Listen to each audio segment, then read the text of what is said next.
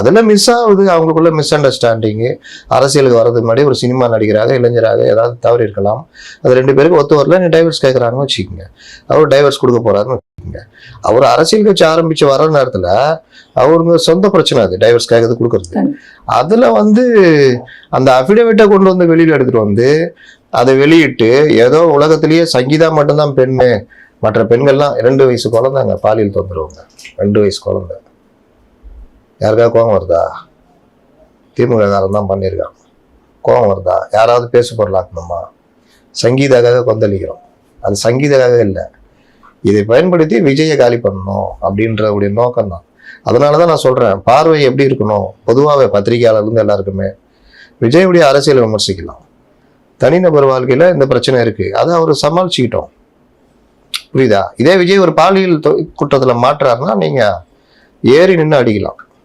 இது அதுலலாம் வராது, இது அவங்க குடும்ப பிரச்சனை, அதுல கூடுதல் குறைச்சல் இருக்கும். டைவர்ஸ் கேட்கறாங்க, அவர் மியூச்சுவல் டைவர்ஸ் கொடுத்துட்றாரு, என்ன கொடுக்குறாரு எதுன்றது அவங்களுக்குள்ள அவங்க வக்கீல்கள் 2 வக்கீல்கள் நீதிமன்றம் முடிவு பண்ண போகுது.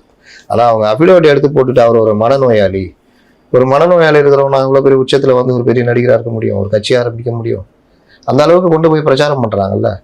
இதைத்தான் நான் சுட்டி காட்டுகிறேன். இது தேர்தல் நேரத்துல விஜய் போன்றவர்களை கவிழ்ப்பதற்காக, அவர்களை ஒன்றுமில்லாமல் ஆக்குவதற்காக, இது நம்ம இயேசு சொன்ன மாதிரி உங்களில் யார் யோகியமானவர்களோ முதல் கல்லை எடுத்து அடிங்கன்னா ஒரு கல்லை எடுக்க முடியாது.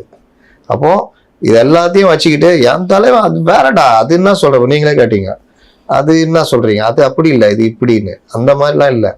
நியாயம்னா நியாயம்தான். இன்னொரு பொண்டாட்டி ஏத்துட்டா இன்னொரு பொண்டாட்டி வச்சுக்கலாமா? பெரிய ஆணாதிக்க சிந்தனை அது. அதனால அப்படி கிடையாது, அங்க அப்படி நடந்தது, இங்க இப்படி நடக்குது, அப்படிதான் நம்ம அதை பார்க்கணும். இப்போ விஜய் தமிழரே இல்ல அப்படிங்கிற ஒரு விஷயம் வெளியில, இந்தியர் தானே விஜய், இந்தியர் தானே, இல்ல இந்தியர் அப்படி இல்ல, தமிழர் இல்ல. தமிழர் இல்லைன்னா தமிழ்நாட்டுல தேர்தல் நிக்க கூடாதுதான் இருக்கா?